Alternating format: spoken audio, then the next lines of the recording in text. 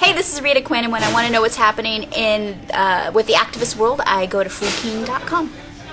This program is brought to you by freekeen.com. Freekeen.com features audio, video, and blogs chronicling the transition to a voluntary society. Freekeen.com also has comments and discussion forums so you can be heard. Freekeen.com. All right, I'm here with Mr. Standard.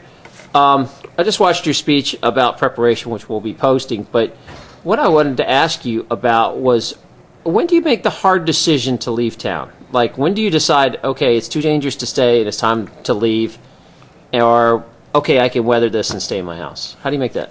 Hi, Taryn. That's a really good question you asked me. It's really a difficult, personal, painful question, because you're leaving the safety and sanctity of your home, your castle, your domain, in order to venture out into the great wild unknown.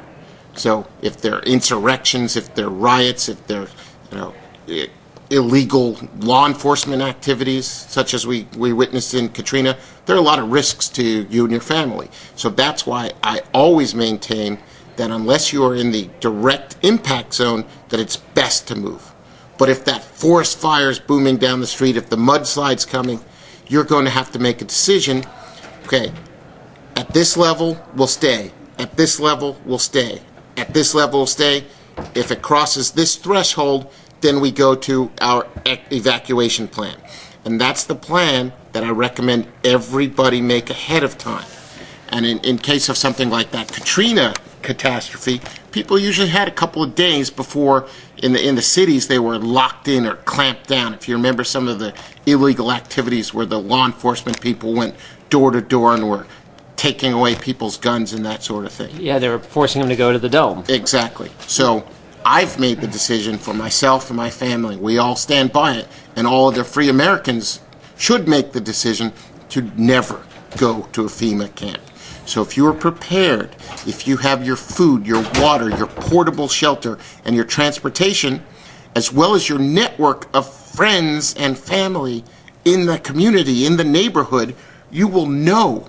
They will alert you if there's something bizarre happening, something bizarre, evil, deadly.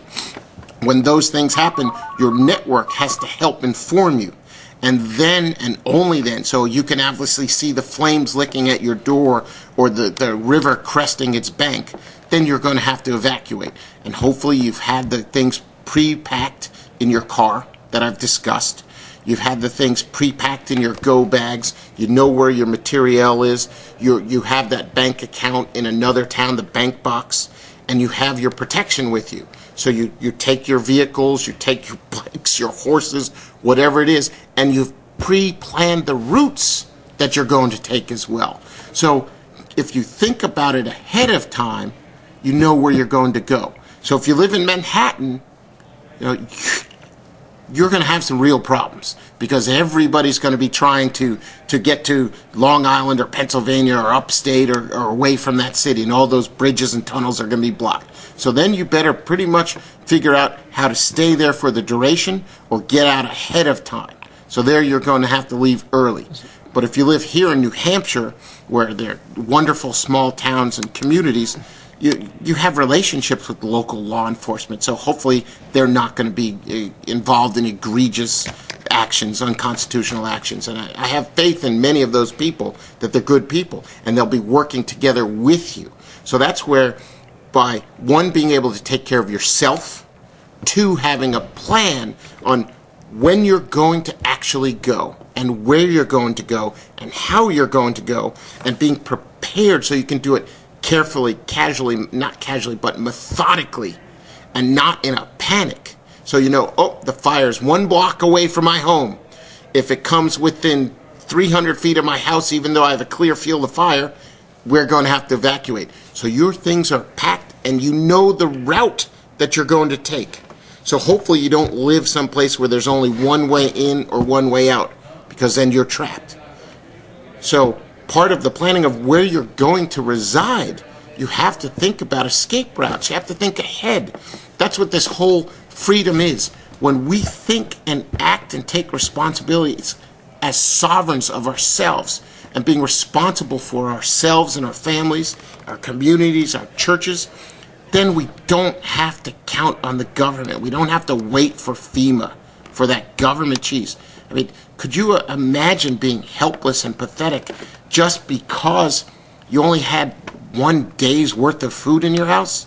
Yeah. No, better cut out that extra latte, save some money, have some extra food, have your papers organized, have your bank box in another town so that if the disaster hits your town, you can leave. Well, do you actually have a group of friends that, I don't know, did you advertise or talk to them and say, let's have a meeting about this? I mean, how do you find people you can trust? Because I know you're pretty much screwed if you're by yourself. Yes, you're screwed by yourself. Well, think about this. We people are social beings. We have families, hopefully. We have friends from work or our recreational activities, our churches or synagogues, whatever. So you start to know when you frequent these events, these areas, you start to know who's responsible or not. You find a group of right-minded people who you think are responsible and you can count on, and you start dealing with them. So I spend quite a bit of time with my children and their scouts, for instance. So I know the people who are involved in scouting with them. Most of those people, I think, are pretty dependable, pretty reliable. We do things together. We go through hardships together for fun, and not extreme hardship, but most of those people I could count on. From my Wilson Hill Pistol Club, great people there. Most of them very dependable. So you can't trust everybody, can't count on everybody. You get your friends, get your family, and you find the ones you think you can count on, and you make your plan ahead of time so that you can deal calmly with the disaster when it hits. Thank you so much for your time. I really appreciate it. Thank you. Please go and visit